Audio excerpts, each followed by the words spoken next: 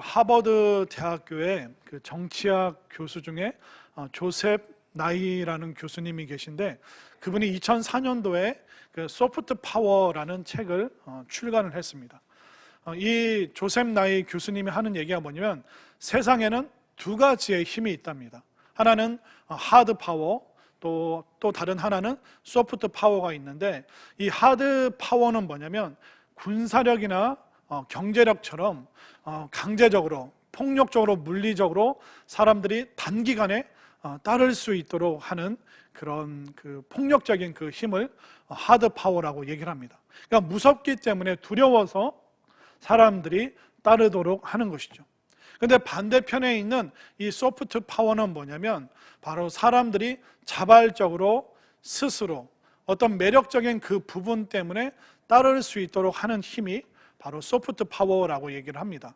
그래서 그 소프트 파워의 그 예를 들어서 미국에 대한 이야기를 하더라고요. 그 미국에는 수많은 유학생들이, 그러니까 전 세계 많은 유학생들이 미국에 가서 공부를 합니다.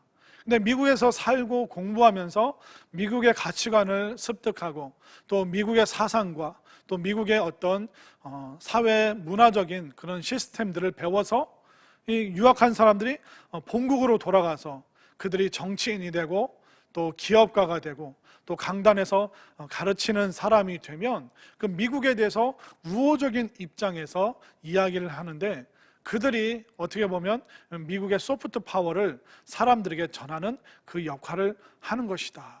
근데 이 소프트 파워의 핵심 힘이 뭐냐면 바로 메시지와 스토리.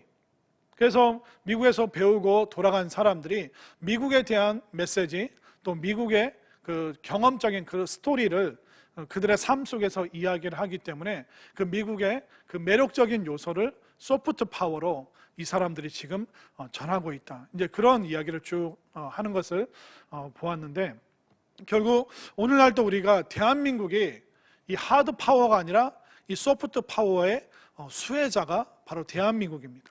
요즘 한류 열풍에 대해서 여러분들 잘 알고 계시죠? 근데 이 한류 열풍의 핵심에 뭐가 있냐면 한국의 드라마와 영화입니다. 이 드라마와 영화가 뭡니까? 다 스토리와 메시지로 이루어진 겁니다. 그러니까 사실과 또 사실이 아닌 픽션과 또 사실 여러 가지를 많이 섞어서 사람들에게 공감이 될 만한, 감동을 주고 또 충격을 줄 만한 그 메시지를 통해서 한국의 위상과 또 한국의 수많은 이야기들이 세상 사람들에게 지금 감동을 주고 있는 것이죠. 어떻게 보면 교회도 마찬가지입니다. 교회가 교회로서 존재할 수 있는 것이 바로 하드 파워가 아니라 소프트 파워, 교회만이 갖고 있는 이 메시지와 스토리로 인해서 교회가 오늘날도 지금도 존재하고 있는 것입니다. 하드 파워로 세상을 지배했던 수많은 제국을 한번 생각해 보십시오. 그러니까 예수님 그 부활 승천 이후 2000년 동안 교회가 존재하면서 수많은 나라와 제국과 또 여러 공산주의 독재자들의 핍박을 받았습니다. 그럼에도 불구하고 그 독재자와 제국은 사라졌지만 교회는 여전히 든든히 서 있고, 교회는 지금도 더 많은 부흥과 놀라운 축복의 역사가 있습니다. 여러분들 구약 성경을 생각해 보십시오. 이집트, 그 당시에 대제국이었습니다. 그 이후에 바벨론, 페르시아, 헬라, 그리고 구약시대와 또 신약시대에 걸쳐서 천년의 왕국을 이루었던 로마 제국을 생각해 보십시오. 근데 그 로마, 이집트, 바벨론, 페르시아 다 사라졌습니다. 또 아시아에서 청나라와 명나라, 그리고 공산주의가 이 아시아 전역을 얼마나 무섭게 지배했습니까?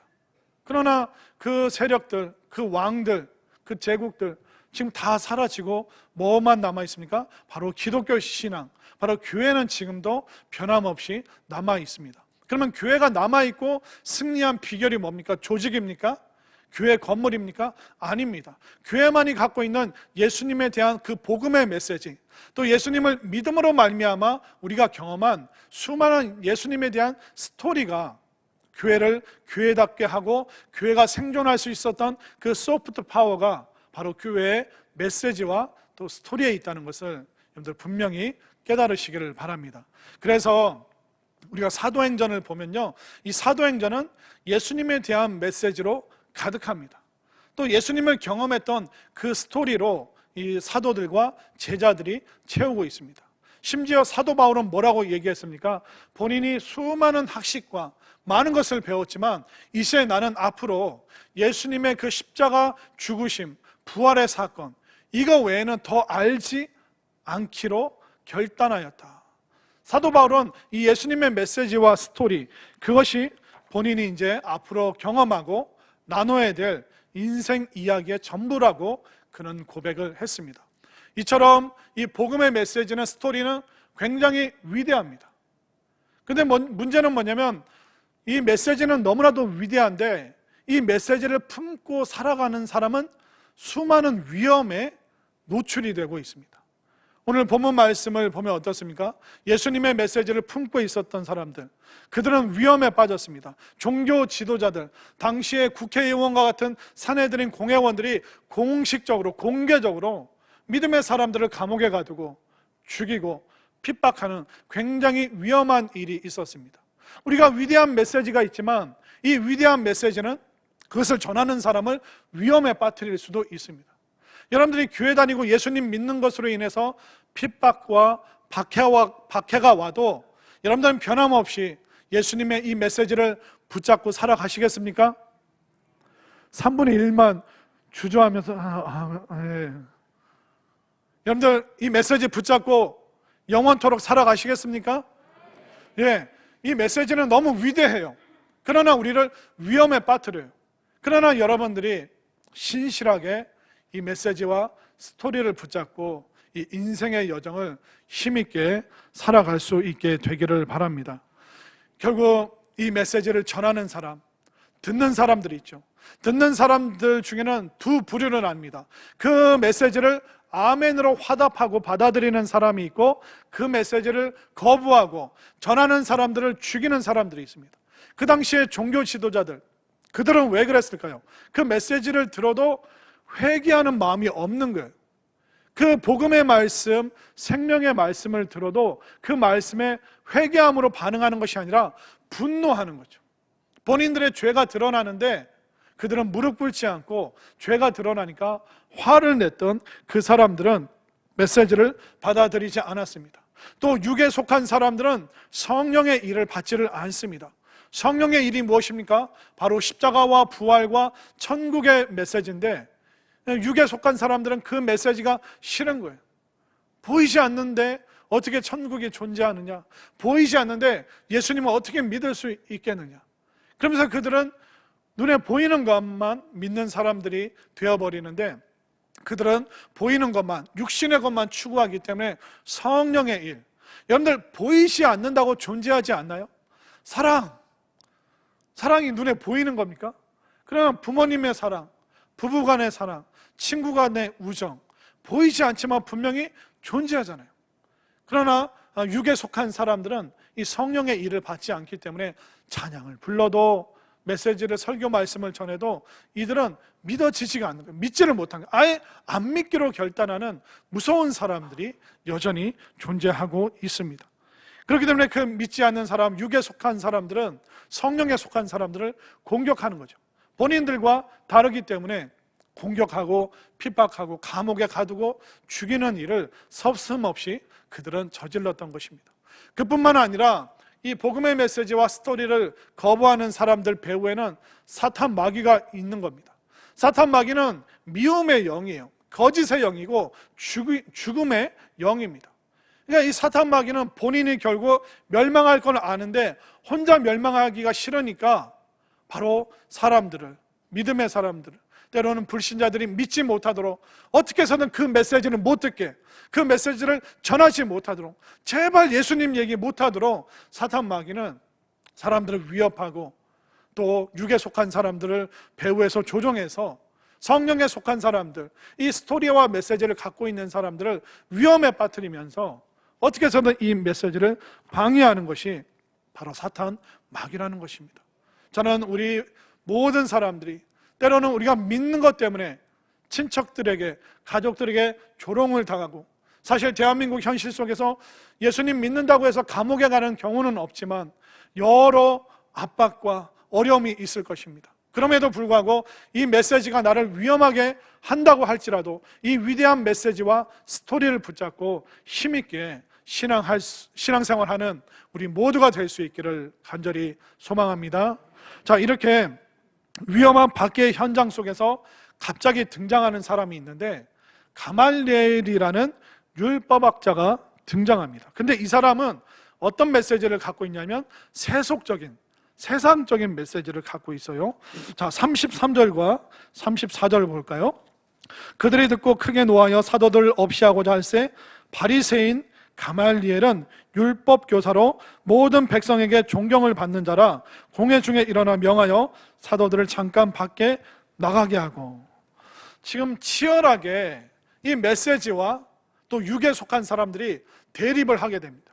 그러니까 이 가말리엘, 이 사람이 어느 정도의 위치냐면 우리로 말하면 뭐 퇴계 이황, 율곡 이, 그 당시에 뭐 주작, 성리학, 그들의 이제 거두로 존재했던 그 사람들이 있는데 그거와 동일하게 가말리엘은 이 바리새인과 율법학자들 중에 최고 대표라고 할까요? 그 사람이 이 치열한 그 메시지 속에서 김을 한번 쫙 뺍니다. 자, 다들 흥분한 거 좀 내려놓고 우리가 좀 다시 얘기를 하자. 그렇기 때문에 사도들 잡혀온 사람들은 잠시 밖에 나가 있어. 그러면서 이 가말리엘이 본인이 갖고 있는 어떤 메시지를 전하는데 이 메시지가 굉장히 허점이 많고 세속적인 그 메시지를 이 가말리엘이 사람들에게 이야기를 합니다. 한번 그 내용을 볼까요?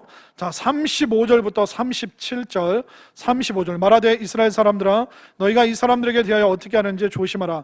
이전에 드다가 일어나 스스로 선전하며 사람이 약 400명이나 따르더니 그가 죽음을 당하며 따르던 모든 사람들이 흩어져 없어졌고 그 후 호적할 때 갈릴리의 유다가 일어나 백성을 꾀어 따르게 하다가 그도 망한즉 따르던 모든 사람들이 흩어졌느니라. 이 가말리엘이 생각하기에 예수에 대한 메시지 또 그것을 따르는 그 사람들 내버려 둬라. 드다라는 사람도 있었고 유다라는 사람도 있었고 밀란을 일으킨 리더들이 있었는데 그 카리스마적인 리더십을 발휘했던 사람들이 죽고 나니까 어떻게 됐냐? 400명, 수천 명 따르던 그 모든 사람이 다 흩어진 거 우리가 알지 않냐? 그렇기 때문에 이 밀란을 일으킨 예수라는 사람이 또 생겨났다. 그런데 역사적으로 보면 다 그들은 흩어졌어. 그러니까 너무 신경 쓰지 말고 예수의 추종자들도 흩어질 거야. 그러니까 걱정하지 마. 그러면서 추가적으로 중요한 얘기를 하는데 굉장히 허점이 많고 위험한 메시지를 이 가말리엘이라는 사람이 말합니다. 자, 38절과 39절을 볼까요? 38절을 제가 읽고 39절을 여러분들이 읽겠습니다. 이제 내가 너에게 말하노니 이 사람들을 상관하지 말고 버려두라. 이 사상과 이 소행이 사람으로부터 났으면 무너질 것이요 만일 하나님께로부터 났으면 너희가 그들을 무너뜨릴 수 없겠고 도리어 하나님을 대적하는 자가 될까 하노라 하니. 자, 이 가말리엘의 이 표현을 보면 사도들을 변호해주고 하나님의 그 뜻을 밝히 아는 것처럼 그가 설명하고 있지만 여기에 치명적인 허점이 있습니다. 그 말이 뭐냐면 어떤 사람이 뭔가를 했을 때 그게 성공적으로 이루어지면 그건 하나님이 지지하시는 거고 아무리 카리스마적으로 그것을 해도 그 일이 흐지부지하면 하나님이 함께 안 하시는 것이다 라고 얘기를 하는데 우리도 세상에 살다 보니까 우리가 성공의 이야기, 성공의 스토리를 우리가 따라가다 보니까 그 뭐 어찌됐든 꽁 잡는 게 매라고 어찌됐든 성공만 하면 되지 않느냐, 그리고 성공하면 하나님이 지지해 주시는 것이 아니냐라는 이 세속적인 메시지의 영향을 그 변질된 오염된 생각을 우리도 사실 갖고 있습니다. 자, 여러분들 성공적인 것은 다 하나님이 지지하신 거다라고 말할 수 있을까요? 아닐 수 있습니다. 그리고 세상적인 눈으로 봤을 때 그게 실패한 일처럼 보인다고 해서 하나님이 지지 않아 하시는 일은 또한 아닙니다. 예를 들어 제가 한번 설명을 해볼까요? 제가 선교사님들 참 많이 만나는데요, 이슬람, 그 아랍권에서 사역하시는 분들 고백이 뭐냐면 10년, 20년 평생 선교 사역을 해도 개종자를 1명, 2명 만나기가 어렵습니다. 복음 전하는 것이 얼마나 어려운 문화권인지, 정말 나는 천국 가서 상급이 있을까 없을까 너무 부끄러울 때가 많습니다. 한국 와서 선교 보고를 하면 막 센터도 짓고 교회도 짓고 막 수백 수천 명을 가르치고 있습니다. 이렇게 자랑하면 좋을 텐데, 아랍이나 이집트에 계시는 분들은 올 한 해도 대학생들도 만나고 했는데 한 명도 개종하지 못했습니다. 그렇게 부끄럽게 고백하시는 분들이 있습니다. 근데 그들은 목숨을 내놓고 위험한 곳에서 평생 아이들과 함께 복음 전하는데, 과연 그분들이 실패한 사역이다, 하나님이 함께 안 하시는 사역이다 라고 감히 우리가 그렇게 말할 수 있을까요? 오늘날도 수많은 개척교회, 작은 교회에서 눈물로 섬기시고 기도하시는 목사님들, 사모님들 계십니다. 그분들 교회가 막 몇백 명, 몇천 명, 몇만 명 못 되기 때문에 실패한 사역이다라고 감히 우리가 말할 수 있나요? 절대 그럴 수가 없는 것입니다. 농촌을 지키시고 섬에서 홀로 그 섬을 지키시는 그런 분들, 감히 우리가 실패했다, 성공적이지 않은 목회다, 그런 선교 사역이다 말할 수가 없는 것입니다. 그렇기 때문에 우리가 세상적인 메시지로 그분들의 삶과 사역을 평가하면 안 되는 것입니다. 그러면 반대로 수많은 이단들을 생각해 보십시오. 제가 봤을 때 제일 성공적인 이단은 통일교 같아요. 통일교는 그 종교적인 그 색채 안에서 어떤 기업을 만들었는데, 뭔지 아세요? 혹시 통일교에서 오셨나요? 일화. 예전에 우리가 한 90년대 때 막 그 불매운동도 하고 그랬죠. 그러니까 일화가 그 이름을 바꿔서 다른 사업체로 쫙 다 변경을 했습니다. 그런데 여전히 계속 있습니다. 그리고 통일교에서 만든 신문 세계일보, 여전히 계속 그 신문사는 존재하고 있습니다.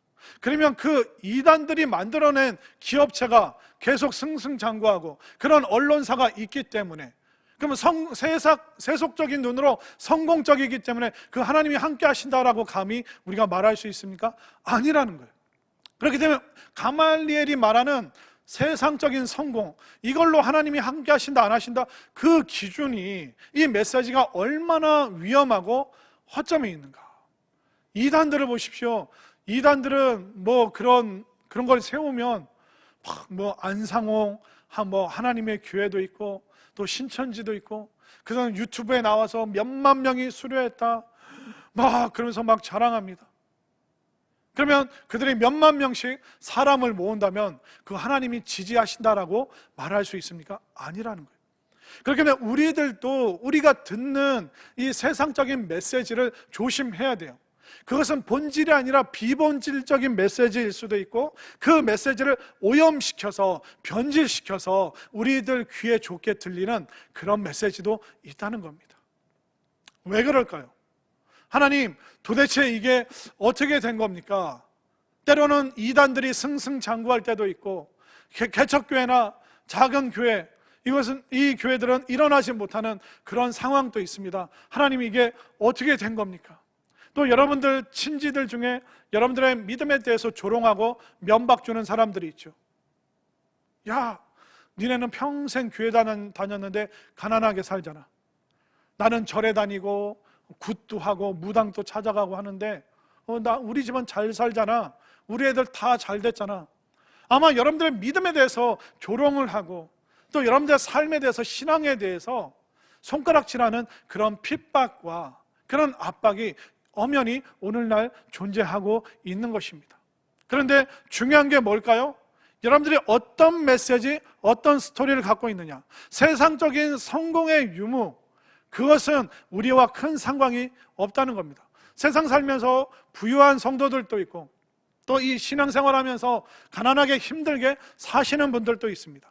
그러나 하나님의 기준은 그것이 아니라 정말 십자가와 예수님의 메시지를 마음에 품고 있고, 삶이 비록 힘들지라도 예수님의 스토리가 가득할 때 바로 그 사람을 지지하고 그 교회를 하나님께서 기뻐하신다는 것을 분명히 믿으시기를 바랍니다.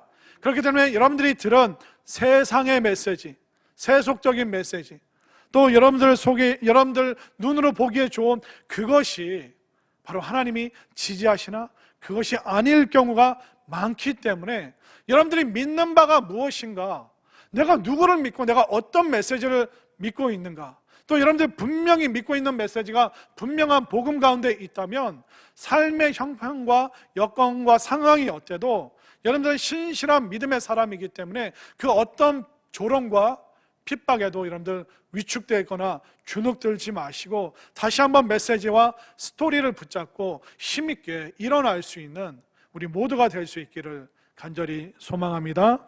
자, 이렇게 이 메시지를 품고 있는, 예수의 메시지를 품고 있는 사람, 그 세속적인 가말리엘의 이 메시지가 충돌하면서 결국 어떻게 해결이 안 되니까 이 사도들을 놓아주는데 그냥 놓아주질 않습니다.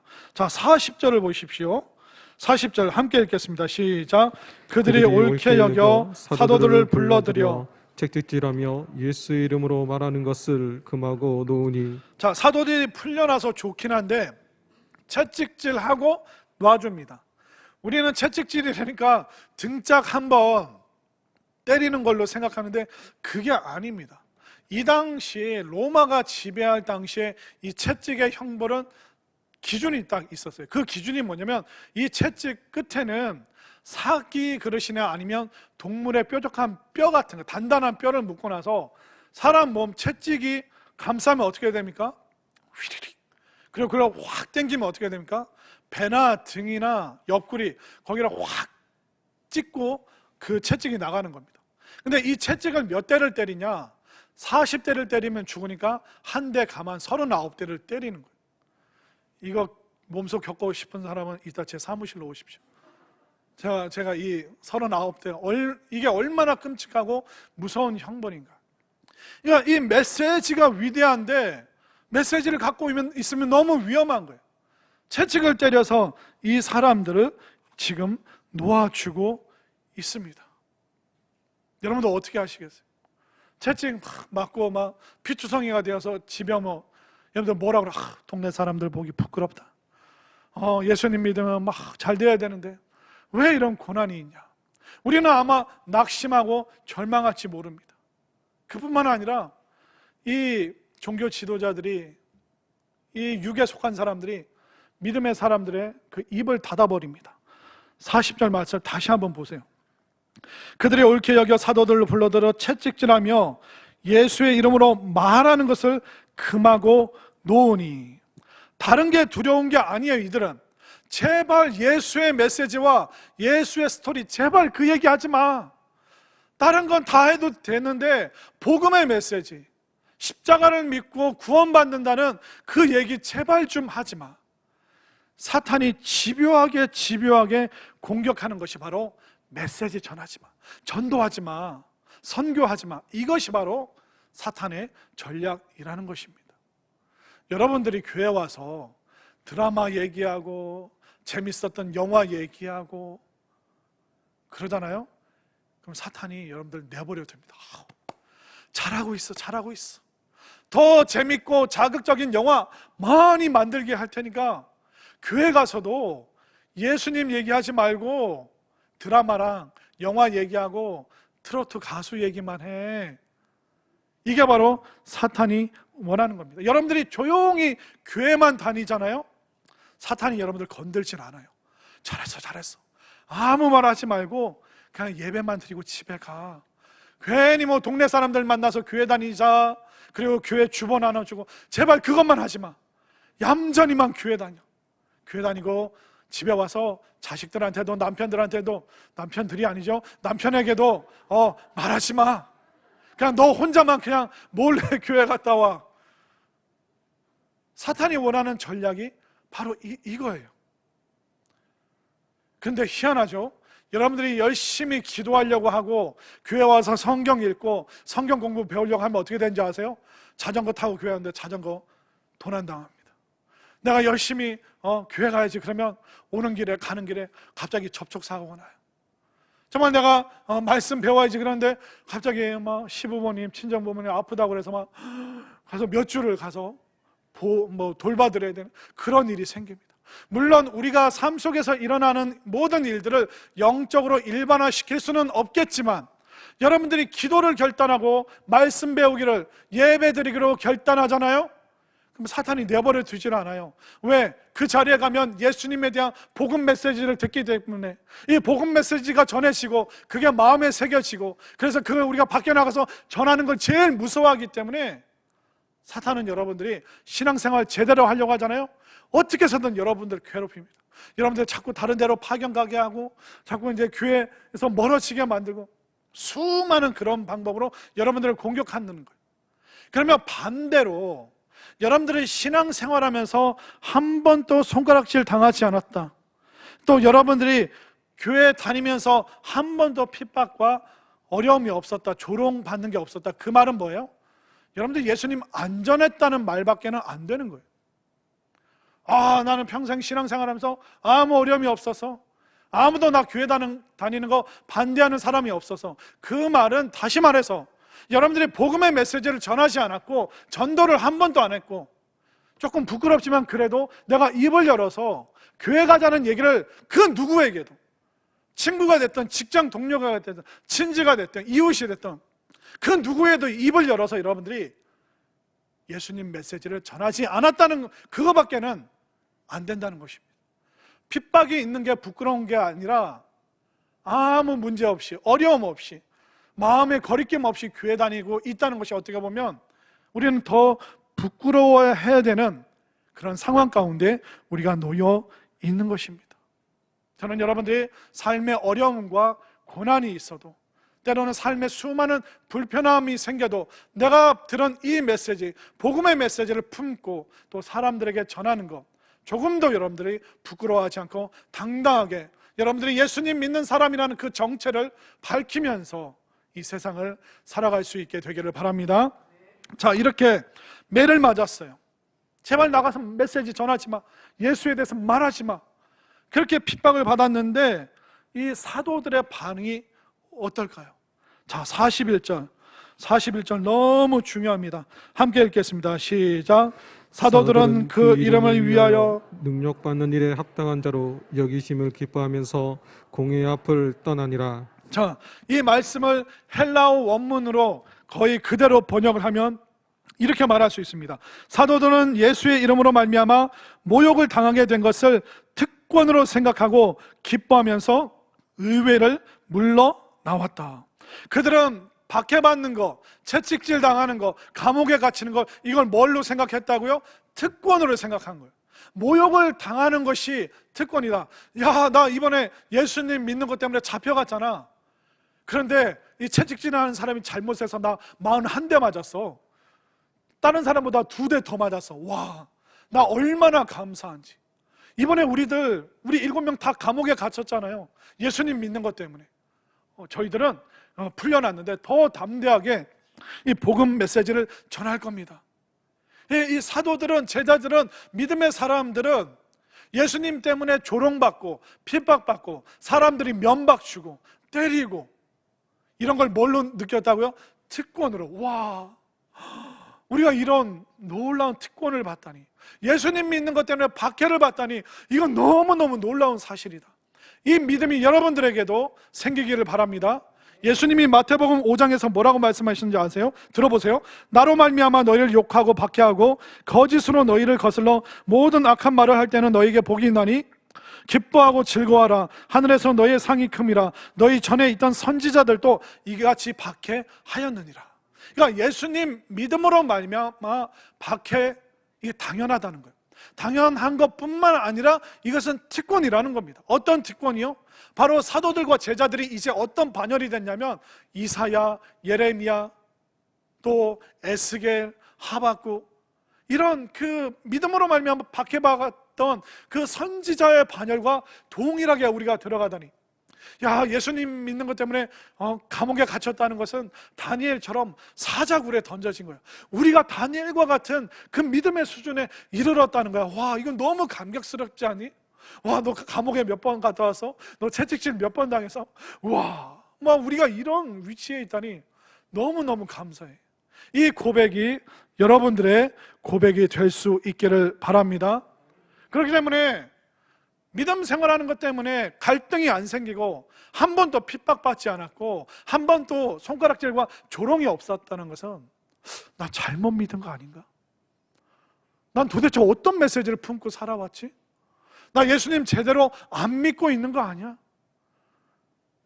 나는 어떻게 지금 살아왔지? 핍박이 없다는 거, 박해가 없다는 거 오히려 부끄러워하면서 수많은 조롱과 어려움이 있어도 친지들이 여러분들을 놀려도 조금도 굴복하지 마시고 믿음 위에 든든히 서 있는 우리 모두가 될 수 있기를 바랍니다.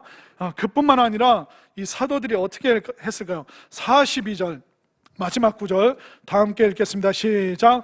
그들이 날마다 성전에 있든지 집에 있든지 예수는 그리스도라고 가르치기와 전도하기를 그치지 아니하니라. 아멘인가요? 이겁니다. 이게 우리의 일상의 삶이 돼야 될 줄로 믿습니다. 사도들은 그들이 믿는 바가 무엇인지, 우리가 들은 메시지가 무엇인지 너무나도 그들은 분명하게 알고 있었습니다. 여러분들의 믿는 바가 무엇입니까? 그건 바로 예수님입니다.